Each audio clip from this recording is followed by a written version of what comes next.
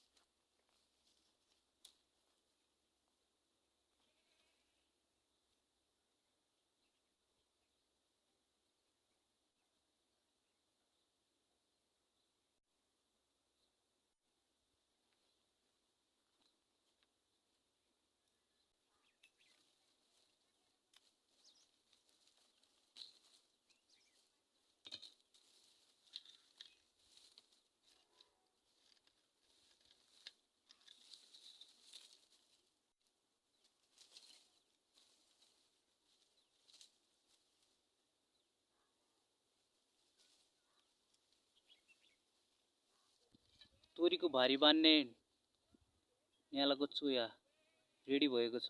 यो बन्धनको रूपमा काम पनि गर्छ। यसले बानेर अनि त्यसपछि लिएर घरमा जानुपर्छ गाइस। आजको दिन पनि देखाउन चाहन्छु। ल हेर्नुस् आजको दिन यस्तो छ।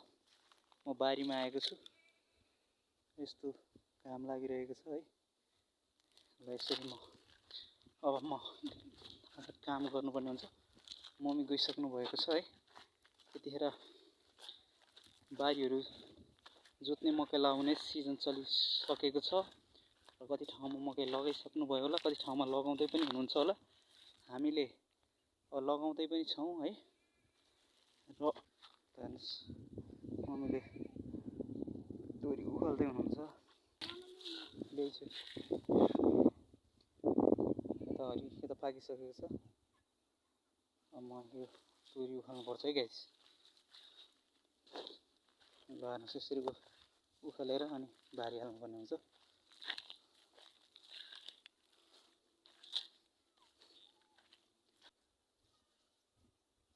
यो तोरीलाई उखालेर भारी बनाउँछु। यो अलि हरियो भएको कारणले हरियो रहेछ हल्का अलि गेडा पिस्टिएको रहेछ। त्यो भएको हुनाले मैले यसलाई आज उखालिएन। केही दिनपछि यसलाई उखाल्नु पर्ला अथवा केही दिनपछि यसलाई उखाल्छौँ। यसलाई छोडियो। अब हामी अलिकति माथि यता माथि छ त्यहाँ गइन्छ।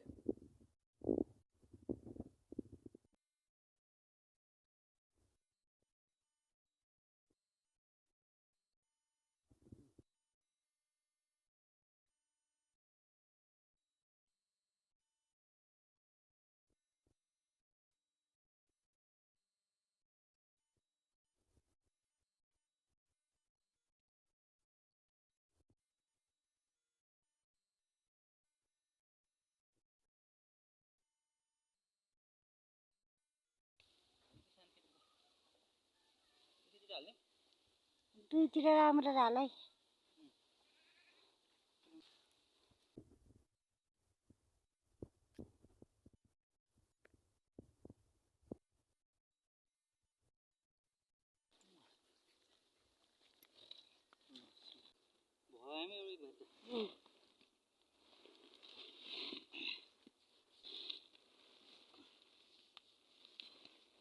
हुन्छ अब त्यति गर्छ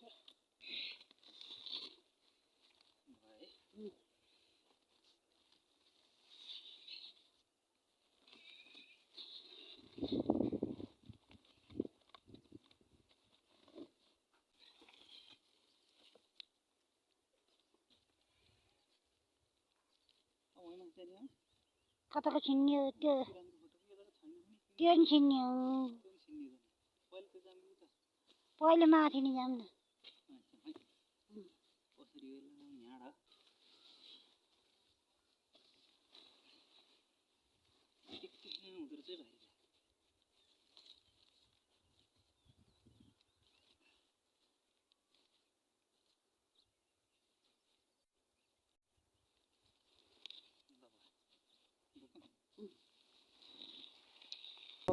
मेरो भारी पुग्यो अब मम्मीको लागि पुऱ्याउनु पऱ्यो माथिपट्टि छ एउटा गर अनि यता तल 40 पनि छ ती काटेर अनि घर जाने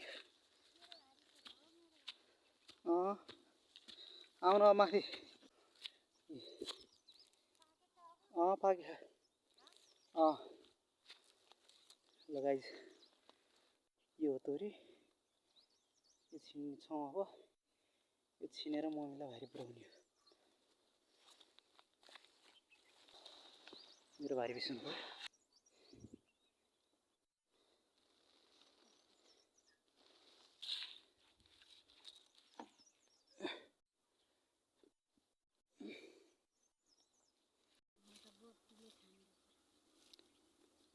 गाइज हाम्रो भारी त्यहाँ छ मम्मीले तोरी उखेल्नु भएको अवस्था छ र भारी पुऱ्याउँदैछौँ साँझ भन्नाले छाया परिसक्यो घाम डाँडा माथि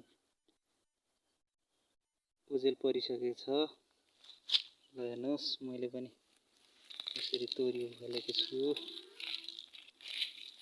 अब यो पाकेको उखेलेर एक भारी बनाएर जाने हो अझै टाइम लाग्छ गाइस अर्कातिर नि तोरी के गर्नुभएछ उखाल्दै हुनुहुन्छ होला खेती गर्नेहरूको त तोरी उखाल्दै हुनुहुन्छ कति खेती नगर्नेहरूको त आनन्दै छ होला हैन तर खेती नगरी त नेपालमा बस्न सक्दैन गाइस त्यस्तै छ हेर्नुहोस् मेरो मैलो छ है तोरी त्यति बिस्केरी भएको त त्यति बेसी राम्रो भएको त होइन तर पनि भन्नलाई चाहिँ भएकै हो नभएको नहुँदा भएकै हो भन्नुपर्छ है गाइस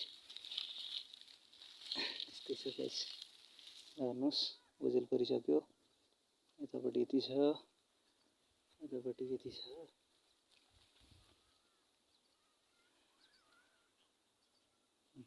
मलाई नि देखाउनु मलाई नि हेर्न सक्नुहुन्छ यस्तो छ मेरो अवस्था है ल अब लास्टमा मम्मीको भारी हालेर अनि जाने हो गाइस गएर खाजा बनाउनु पर्यो अनि खानु पर्यो फाइनल्ली गाइस तोरी मैले घरमा ल्याएर आइपुगेँ अब यसलाई तोरीलाई छिनेर राख्नुपर्ने हुन्छ यो पहिलाको तोरी यति भइसकेको छ र यो तोरीलाई अब छिनेर राख्छु अनि त्यसपछि अनि खाजा खानु पर्ला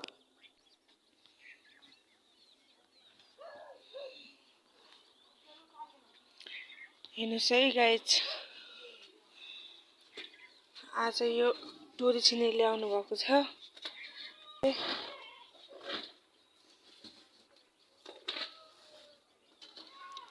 अब तोरी छिन्दै हुनुहुन्छ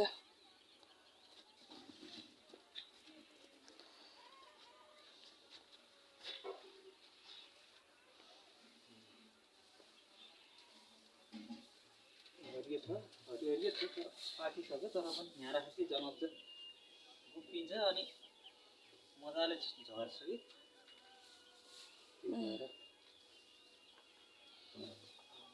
चलन चलन छ हामीहरूकोतिर तपाईँहरूकोतिर कस्तो छ चलन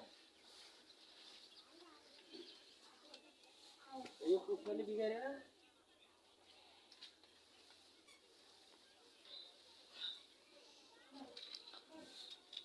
हेर्नुहोस् है गाइस यसरी काम गर्नुहुन्छ साहुले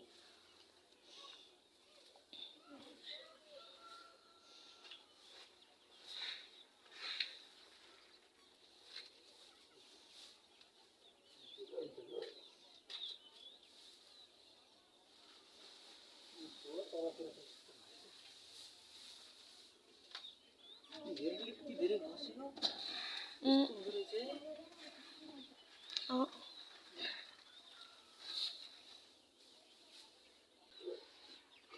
यता भन्छ है गाइस